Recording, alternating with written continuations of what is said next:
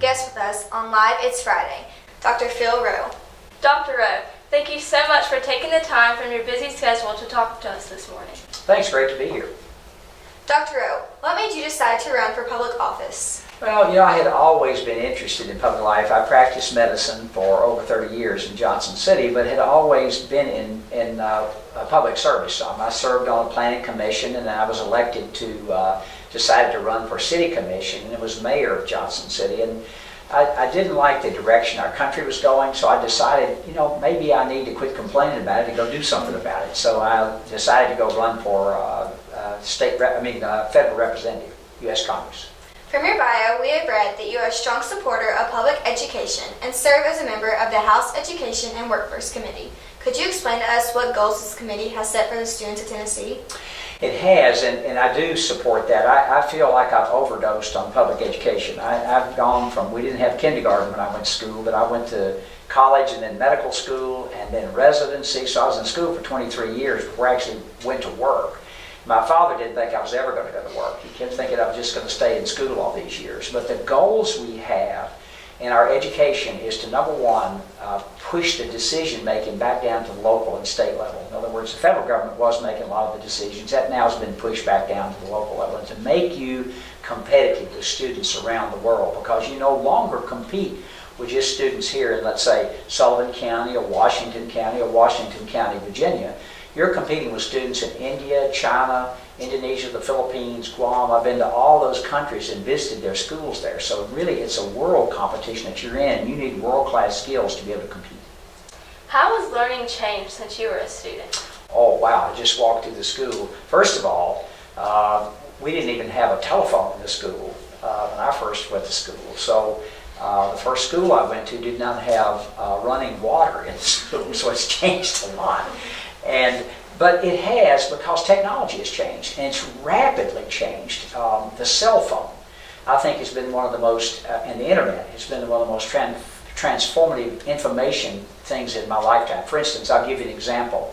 When I was in college or in medical school, you either had to have a book or you had to go to the library, where all the knowledge got locked up at 10 or 11 o'clock at night. Whenever they locked the door of the library, you couldn't get to it anymore. I now carry that library around in my hand anywhere I want to go. I literally have any kind of information available instantaneously. And it can be sometimes a good thing and a bad thing, but I think the rapidity of it is amazing to me, how fast this occurs. Were you a good student? The answer is yes and no. I was a good student when I liked something, and when I didn't like it, I wasn't a very good student. But to get through medical school, yes, you have to be a good student. You have to study really hard. You have to take a lot of very difficult subjects to get there. So eventually I figured out how to be a good student. Dr. Roe, if you had the same opportunity as we have with digital one-to-one learning, how would that have impacted you? Well, I think it, again, it allows you access to so much more information quickly.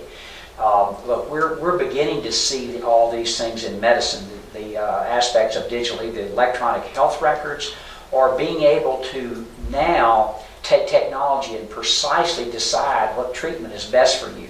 And it takes actually supercomputers sometimes to figure this out, especially in cancer treatment. What we've been doing in cancer treatment is simply using the same treatment for every, let's say you have a breast cancer, and we would use exactly the same treatment. With this technology, we're going to be able to specifically treat just you and your disease differently than someone else's, because it is a little different. Dr. Roe, the No Child Left Behind Act seemed to take away the rights of the state to manage their schools. Do you think that was unconstitutional? I don't think it was unconstitutional. No, it wasn't that, but it was not right. The premise of the No Child Left Behind bill, which was passed in 2003, was that we had schools in the country, certainly in inner cities, and we had disaggregate groups. We had minority groups, for instance, either African Americans or Hispanic students, that weren't achieving at the same level that other students were. So the idea was, We want to be able to identify those students and have all of them have an opportunity to a good public education like I had and like you guys are getting. That isn't exactly what happened, and so we felt like that it was overly prescriptive, and what we did was, a year ago, we repealed that law. It took a lot of work, believe me, a lot of work to get that done. But I spent the first 6-7 years in Congress listening to teachers, listening to students, listening to administrators, and seeing why they thought that wasn't the correct way to go about it. And we changed that a little over a year ago, and I think it's been a very good thing to put the decision-making back down here in Bristol, or put the decision-making with Sullivan County, not with me up in Washington, D.C. We know we have a town and superintendent that care about us. Even though we are not a rich community, they have provided us with great opportunities for technology. How would you get the message across the District 1 school system that the technology is important for students to have? I think everyone understands that now. Look, I believe most people understand that the digital age, it's called, has transformed how we live. Look, we're looking at cars that don't need a driver anymore. That's kind of scary with me. I mean, I fly on airplanes all the time. In the last 3 weeks, I've been on 23 different airplane flights. And I'm thinking to myself, this plane could probably fly without anybody, but I would be a little nervous if we didn't have a pilot up front. But I think we just left the 3D technology lab here at the school. And I'm thinking, where this is going to be when you're my age, I think is unheard of. I think what's going to happen, the things that we're going to see happen in your lifetime, and I'm really sorry I'm not going to be around as a scientist, and especially with being able to treat patients, because I think we're going to cure diseases now that were unheard in the future, that were unheard of in my practice career. And one example that I'll give you is hepatitis C. When I started my medical practice, weren't even really sure what that was. We finally identified it, and the treatment was either someone just died of the disease or they had to have a liver transplant. Today, in 8 to 12 weeks, you can essentially be cured of that disease. It's remarkable. What legacy do you hope to leave? We live in a very unique area, the 1st District of Tennessee. It's the only congressional district in America that's had 2 presidents, Andrew Jackson and Andrew Johnson. Andrew Jackson was the first person to hold my seat. Andrew Johnson was made president when President Lincoln was assassinated. Another famous Tennessean was Davy Crockett, who also held his seat. He's been a congressman.